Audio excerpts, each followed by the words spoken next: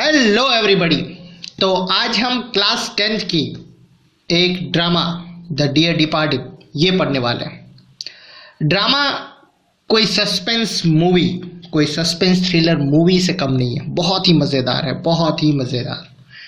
और text book wise अगर देखें तो इसमें एक भी पिक्चर नहीं है तो पढ़ने में तो वैसे बहुत बोरिंग है, लेकिन मैं आपको समझाऊंगा, बहुत ही इंटरेस्टिंग है।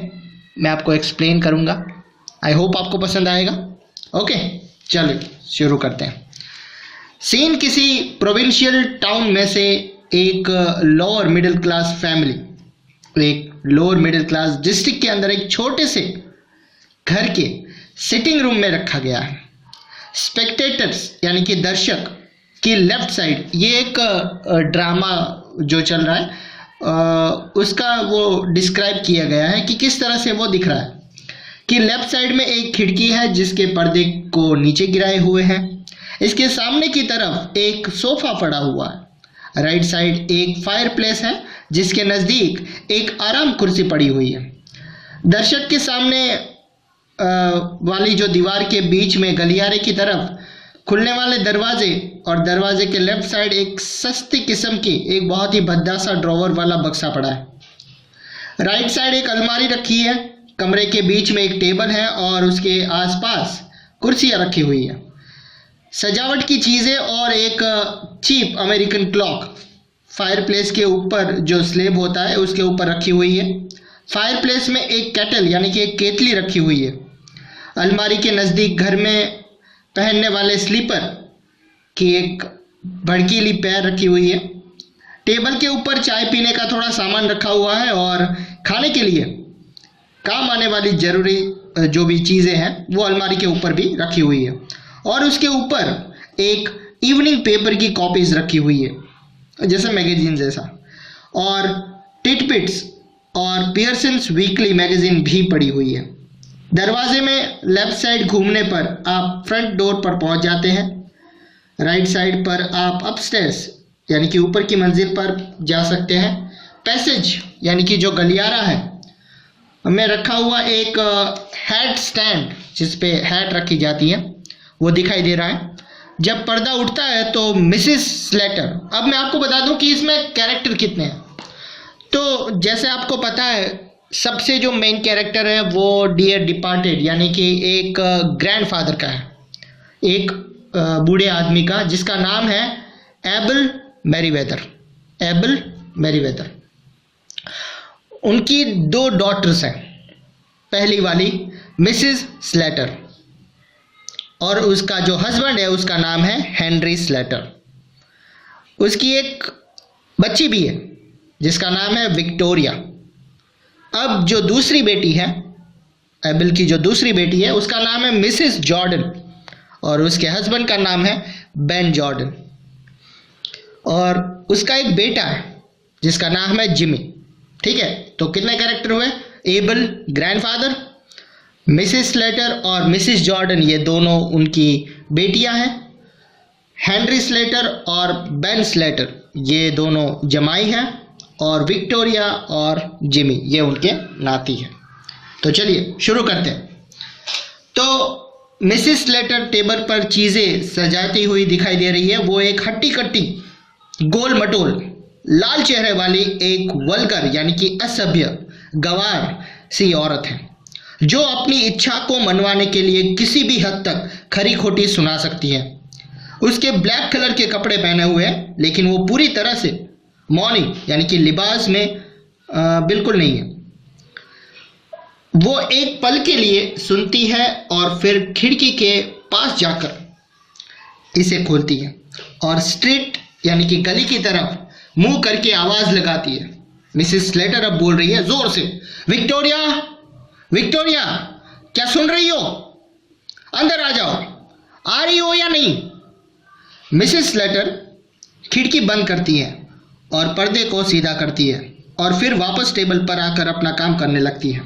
विक्टोरिया यानी कि उसकी बेटी, जो टाइम से पहले ही बिगड़ गई हो वैसी लड़की है और उसने कलर ड्रेस पहनी हुई है, वो अंदर आती है। मिसिस स्लेटर बोलती है, विक्टोरिया, मुझे तुम पर हैरानी हो रही है, सचमुच हैरानी हो रही है। तुम गली में इस तरह उछल कूद कैसे कर सकती हो, जबकि तुम्हारे ग्रैंडफादर सीढ़ियों के ऊपर मरे हुए और ठंडे हुए पड़े हैं? मेरी समझ में नहीं आ रहा। अब जाओ और अपने कपड़े बदल लो, इससे पहले कि तुम्हारी मौसी एलिजाबेथ और मौसा बेन आ जाए। उन्हें यह बिल्कुल अच्छा नहीं लगेगा कि वो तुम्हें कलर कपड़े पहने हुए देखे। यानी कि तुम्हारे ग्रैंडफादर मर चुके हैं और तुम कलर कपड़े कैसे पहन सकती हो? तुम्हें तो वो मातम वाले काले कपड़े पहनने चाहिए। विक्टोरिया बोलती है, वो किस लिए आ रहे हैं? वो तो कई एजिस यानी कि कई टाइम से यहाँ आए ही नहीं हुए। मिसेस स्लेटर बताती है, वो बेचारे ग्रैंडपा के मामलों पर बात करने के लिए आ रहे हैं। तुम्हारे फादर ने उन्हें टेलीग्राम भेज दिया है कि हमने देखा कि वो यानी कि तुम्हारे ग्रैंडफादर मर गए हैं। एक शोर सुनाई देता है। हे भगवान, ये कहीं वो तो नहीं है? मिसेस स्लेटर जल्दी से दरवाजे के पास जाती है और उसे खोलती है। नो, थैंक गॉडनेस, ये तो तुम्हारे पापा है, हेनरी स्लेटर, जो एक आगे को झुका हुआ भारी आदमी है और जिसकी मूछें नीचे लटकी हुई है। और वो एंटर होता है। उसने एक काले कलर का टैल कोट पहना हुआ है, ग्रे कलर के ट्राउज़र, काली टाई और काली डर्बी हैट पहन रखी है। उसने एक छोटा सा कागज़ में लिपटा हुआ एक पार्सल उठाया हुआ है। हेनरी अभी नहीं आया है क्या? मिसेस स्लेटर बताती है, तुम देख सकते हो कि वो नहीं आई है। तुम्हें दिख नहीं रहा है? अब विक्टोरिया सीढ़ियों से ऊपर जाओ और जल्दी करो। अपनी सफ़ेद फ्रॉक पहन लो और उसके ऊपर एक काला कमरबंद बांध लेना। विक्टोरिया बाहर चली जाती है। मिसेस स्लेटर हेनरी से बोलती है, आई एम नॉट सेटिस्फाइड, लेकिन ये सबसे अच्छा है जो हम पहन सकते थे जब तक तुम्हारी नई ब्लैक ड्रेस तैयार नहीं हो जाती। और बेन और एलिजाबेथ ने अभी मॉर्निंग ड्रेस यानी कि वो मातम वाले कपड़े के बारे में सोचा भी नहीं होगा, इसलिए हम उन्हें इस बात में पीछे छोड़ देंगे। यानी कि हमारी जो मातम वाली ड्रेस है वो अच्छी है। हेनरी आग के नज़दीक आराम कुर्सी में बैठ जाता है। हेनरी, अपने बूट्स उतार दो। एलिजाबेथ इतनी ताक झाक करने वाली औरत है कि वो धूल को ज़रा सा भी देख लेती है। हेनरी बोलता है, मैं तो सोच रहा हूँ कि पता नहीं वो आएंगे भी या नहीं। जब तुम और एलिजाबेथ झगड़ पड़ी थी तो उसने कहा था कि वो दोबारा तुम्हारे घर में पाँव नहीं रखेगी। मिसेस स्लेटर बोलती है, ग्रैंडफादर जो छोड़ के गए हैं उसमें वो अपना हिस्सा लेने के लिए दौड़ी चली आएगी। तुम जानते हो वो कितनी ज़िद्दी बन जाती है जब वो चाहती है। इतना ज़िद्दीपन उसमें कहाँ से आया मुझे पता नहीं है। मिसेस स्लेटर उस पार्सल को खोलती है जो हेनरी लाया हुआ है। इसमें एक एप्पल पाई है जिसे वो टेबल पर रख देती है प्लेट में निकाल कर। हेनरी, मुझे ऐसा लगता है कि ये गुण तो, अब हेनरी बोलता है, मुझे लगता है कि ये गुण तो तुम्हारी फैमिली में से ही आया हुआ है, ये ज़िद्दीपन। मिसेस स्लेटर, तुम कहना क्या चाहते हो हेनरी? हेनरी बोलता है, मैं तुम्हारे फादर की बात कर रहा था, तुम्हारी नहीं। मेरे स्लीपर कहाँ है? मिसेस स्लेटर, किचन में, लेकिन तुम्हें एक नई पैर की ज़रूरत है। वो पुराने लगभग घिस चुके हैं, लगभग टूटने ही वाले हैं। तुम महसूस करते नहीं हो क्या? लगते हैं कि तुम्हें मैं ही कह रही हूँ सब कुछ। उसे सहन कर पाना मुझे कितना दुख लग रहा है। मेरा दिल टूटने ही वाला जब मैं उन छोटी छोटी बातों को या इधर उधर पड़े हुए देखती हूँ तो, जो ग्रैंडफादर के थे, और सोचती हूँ कि अब वो उन्हें कभी इस्तेमाल नहीं कर पाएंगे। इधर देखो, बेहतर होगा तुम अब ग्रैंडपा के ये स्लीपर पहन लो। खुशकिस्मती की बात है कि उसने अभी अभी एक नई पैर खरीदी थी, यानी कि ग्रैंडफादर अब मर गए हैं तो तुम उसकी स्लीपर्स पहन लो, उसके स्लीपर्स यूज़ कर लो। हेनरी, माय डियर, मेरे लिए तो ये बहुत छोटे रहेंगे। मिसेस स्लेटर, वो खुल जाएंगे कि नहीं? मैं उन्हें वेस्ट नहीं जाने दूंगी। वो टेबल पर चीज़ें ठीक तरीके से सजाने में लग जाती है। हेनरी, मैं ग्रैंडपा की उस अलमारी के बारे में सोच रही थी जो उसके बेडरूम में पड़ी हुई है।